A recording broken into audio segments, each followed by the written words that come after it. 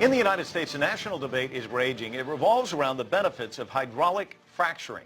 That, as drilling for natural gas repositions the country in the world energy market. In fact, the United States is projected to become the net exporter of natural gas by 2020. It's all because huge reserves under the American continent are still there to be tapped. Shale gas deposits have also been found in Poland, Argentina, Algeria, China, and Great Britain. But these countries are not expected to catch up to the natural gas boom currently taking place in the United States for at least another 15 years. But is this an energy boom that the United States really wants? Joining me now to offer their takes on all of this, Steve Everly, National Spokesperson for Energy in Depth, a research and education program of the Independent Petroleum Association of America, and Jeff Schmidt, Senior Director of the Pennsylvania chapter of the Sierra Club. Gentlemen, thank you for joining us here on The Heat. Are there environmental risks from fracking, and are they worth the potential economic benefits here in the United States? And I'll start with you, Jeff. Well, certainly here in Pennsylvania, where I live, many of our members are experiencing negative environmental problems as a result of the gas drilling that's taking place in their regions. Here in Pennsylvania, we have, according to the state of Pennsylvania, over 160 separate water contamination incidents that the state says were caused by natural gas drilling activities.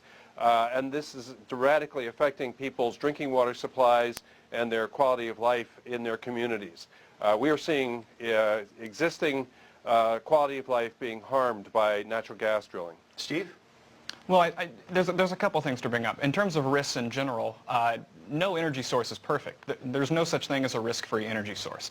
But the question is whether we can manage those risks and what the benefits are of that energy development. With shale and hydraulic fracturing, the benefits are enormous. We're talking about new jobs, we're talking about manufacturing coming back to the United States, lower energy bills for consumers, cleaner air, by the way. Carbon dioxide emissions are at their lowest level in 20 years in the United States. So these are some of the benefits. The risks are about management, though. Some of the cases that Mr. Schmidt just mentioned, some of those were from several years ago, and Pennsylvania has subsequently updated its regulations to address some of those concerns. This is the pathway forward. You try to find ways that provide rules and a backstop so you can proceed safely. Okay, but he brings up 160 cases, if I got his number right, of water contamination. Now, the EPA has released a controversial study that came out in 2004 concluding that fracking doesn't pose a threat to drinking water.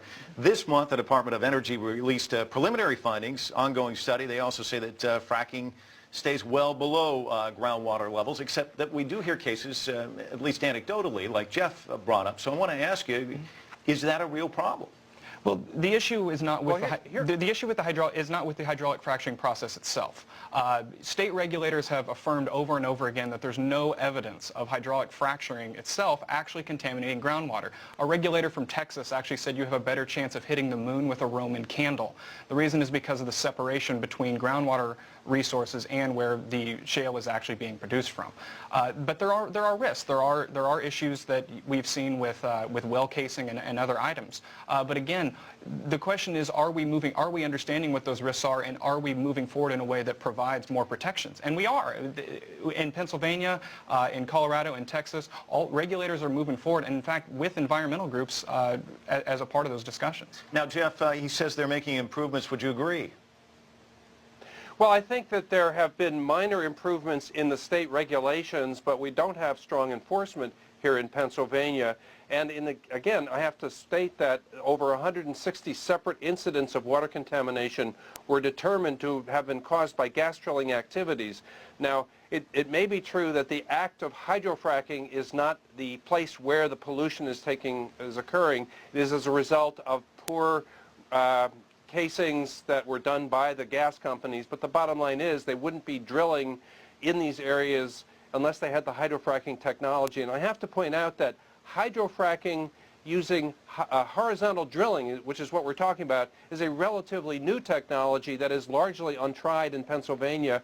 And so here in Pennsylvania, we're finding that we are an experiment, and there are a lot of victims who are the casualties of the experiment here in Pennsylvania of hydraulic fracture using horizontal drilling. Let me ask you this, because there's been some reports at Youngstown, Ohio, I'm sure both of you have heard of this, where folks feel as though the fracking caused earthquakes there, and there is a Columbia professor who did some studies who believes that is the case, and I want to ask you about that. Is it kind of tampering with Mother Nature? Is that a possibility that earthquakes could occur as a result of fracking? This is actually wastewater injection, which is a completely separate process. It's regulated by the EPA. It's governed by a whole set of different rules, and sometimes it's done by a company that's not the same company that's hydraulically fracturing. Wastewater disposal is something that the EPA has said for decades is a safe and inexpensive option for disposing of waste, whether it's from oil and gas or manufacturing or any other industrial process. So it's important to separate those out. In the Columbia study that you mentioned, they actually were very clear that this wasn't actually hydraulic fracturing. Jeff, I want to give you a chance to respond. You think it's responsible for Thank you. Well, it is our understanding, based on the studies that have been done by geologists, that a lot of the earthquakes that are occurring in Ohio are close by to the injection wells that are receiving the wastewater, the contaminated wastewater from a variety of gas drilling activities, including wells that have been hydraulically fractured. And you have to understand that we're talking about each well generating millions of gallons of contaminated wastewater that's laced with radioactive materials, chemicals, and materials and metals, harmful metals that are found deep underground that are brought back up to the surface as a result of the fracturing process.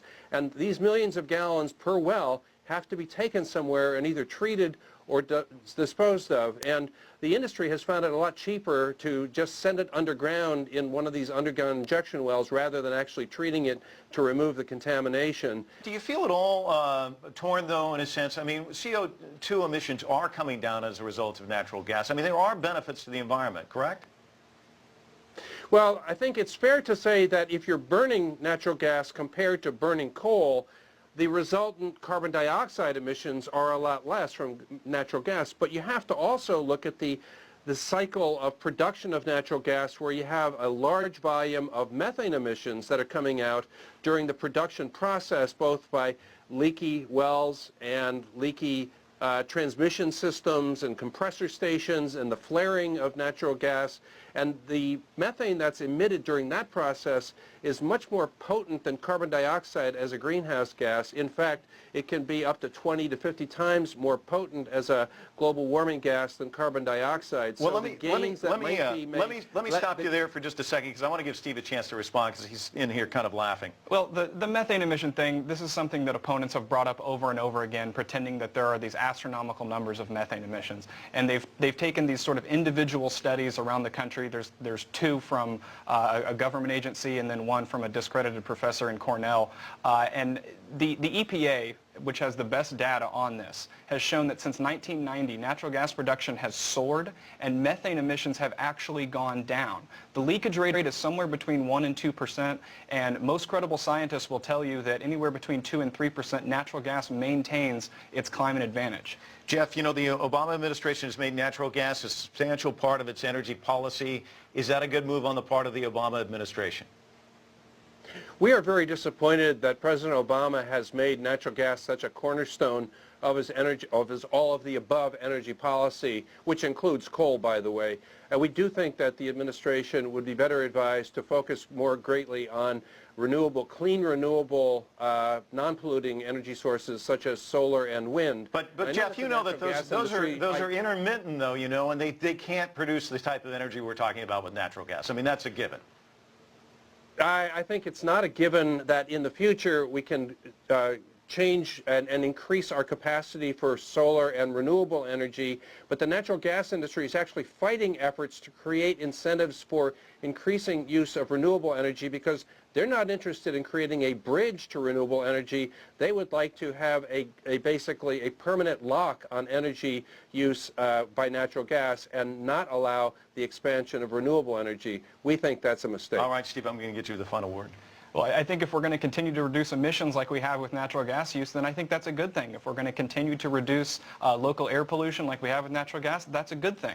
And by the way, most experts will actually tell you that natural gas is the perfect complement to the growth of renewables. Both the wind and the solar industries have said natural gas is a great complement to us because it can be ramped up and down to match some of that intermittent supply. So natural gas is a great partner moving forward with this for cleaner air and for a cleaner energy future. Steve, Jeff, thank you both for joining us today. Certainly appreciate it.